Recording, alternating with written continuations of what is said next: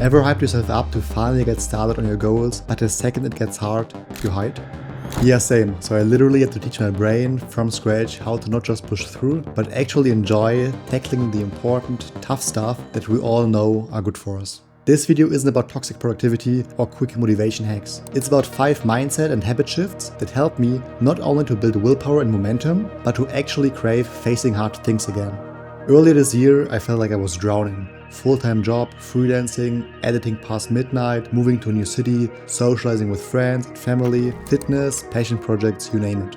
I was chasing peace that never came. When I couldn't handle it anymore, guilt piled up and I labeled myself lazy. But I wasn't lazy, I was scared. Scared that if I gave everything and still failed, I wouldn't be enough to meet these high expectations of me. So eventually, I actually crashed. Creativity vanished, optimism died, and I fell into a slum. I couldn't do hard things anymore. Well, even easy things I couldn't do. When hard stuff feels like a trap. At that stage earlier this year, I wasn't able to get myself up to start anything, to be honest. But I wasn't missing motivation, I just needed my brain to feel safe enough to get going again. I kept calling it procrastination, but real talk, it was self-protection, not laziness. It wasn't the work itself I was dodging, it was the whole vibe of starting yet another task and feeling that pain in my stomach. Kicking off something new meant pressure, uncertainty, and a legit chance to flop. So of course my brain froze. Maybe you can resonate. I was scared of the unknown and clinging to comfort. It had me watching Rick and Morty for the 7th time instead of editing and working out because at least I knew what to expect. Trying new stuff felt too risky, so I started with the old, even if it was draining me. Also, my problem was my ego. I saw myself as this productivity guy who gets stuff done. Falling short on my expectations felt like a game over, so I would rather ghost the task than admit I'm not always on my A game. Like most of us, I was also chasing quick dopamine hits, scrolling Instagram because of FOMO and to avoid the pile of tasks that got bigger and bigger and bigger. I experienced a complete overload by all of the decisions to make. That meant having 10 Chrome tabs open, buying 3 online courses, watching 5 YouTube videos just to feel quote-unquote ready to start. All of my tasks actually felt like a final boss battle. Finish this, edit that, sort out your life. I didn't feel good enough and I wasn't able to trust my own opinion and skills. The thing that actually helped me was to realize that I needed to specifically figure out what freaked me out in the first place and write it down. Then I had to train my brain to slowly get used to the discomfort again. I like to think of discomfort with this rubber band metaphor. Your comfort zone behaves like a rubber band. If you don't stretch it daily, it shrinks, but stretching it little by little expands it without snapping. Once I did that, I stopped dodging hard stuff and started leaning into small challenges and wins that accumulated over the following days. But even when I slowly got up again, I still felt powerless in the big picture, which made me wonder if any of this even mattered. The real hard things were still in front of me. Steal back your power. My brain was on autopilot, I couldn't think straight and I felt powerless to move the needle. I kept beating myself up for every flop, never noticing I'd already given up my control. Then I stumbled on the concept of the locus of control, which is fancy talk for having an external locus where you think wins come from luck or other people, and having an internal locus where you believe your own actions actually matter. Real talk, I was just experiencing the external locus of control.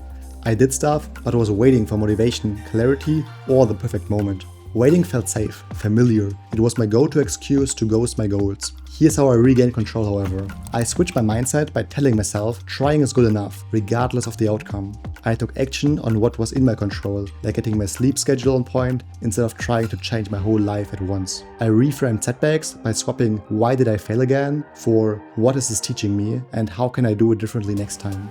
I checked small wins so that every checkbox and tiny victory leveled up my confidence and helped me gain momentum. I collected proof by tracking those wins and looking back at projects where I stepped out of my comfort zone and scored unexpected wins. Seeing that proof reminded me I am far from powerless. It's literally like the saying goes, you can't control the cards you're dealt, but you can control how you play your hand. I started seeing my actions like gaming and leveling up, wherever I am. That shift made me actually enjoy planning how to play my next hand. So when you focus on what you can change and respond to, instead of purely react, you get your power and your momentum back. Momentum gets you moving, but without willpower, it won't last. Willpower is a workout.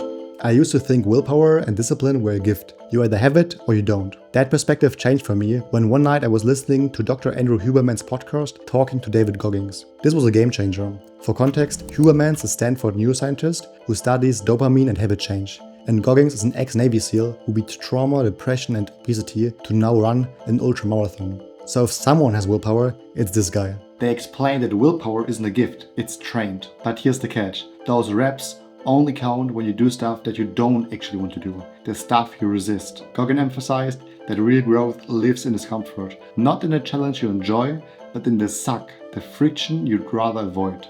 Huberman then backed it up with science. There's a brain region called the anterior mid-cingulate cortex. Scientists think it might not only be a seat of willpower, but possibly even where the will to live is forged.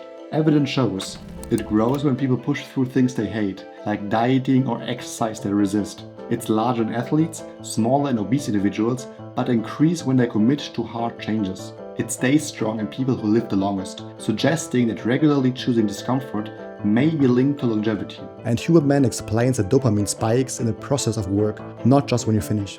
This resonated because I was struggling with the dopamine dip. Hyped up, I'd start a new routine, then halfway through, I'd flatline and dip, like most people when things get hard. My brain was in overload. Late night edits, constant context switching, plus doom scrolling on my phone fried my decision-making ability. With most of my goals, I also expected top-tier results with zero practice just by tons of planning. It was like walking into the gym and trying to deadlift 200 kilos on day one. So I built my willpower like a strength program. Reps over results, I show up for just 5 minutes, even on lazy days, tiny reps stack up. Deliberate discomfort. I'd force myself to chat with strangers, speak up in meetings more often, or go on cold evening walks. Felt awkward, but expanded my discomfort to rubber band. I was slowly trusting myself again and training my willpower. Unfortunately, I was still stalling because of the fear of not being good enough and creating something imperfect. Done beats perfect. I used to label myself as a perfectionist, like a badge, proudly even. Luckily, I realized soon that perfectionism was just procrastination in disguise. One weekend a friend showed me the Cult of Done manifesto, and it helped me change how I approach expectations and tasks now. All of them are listed here, but the gist of it is this.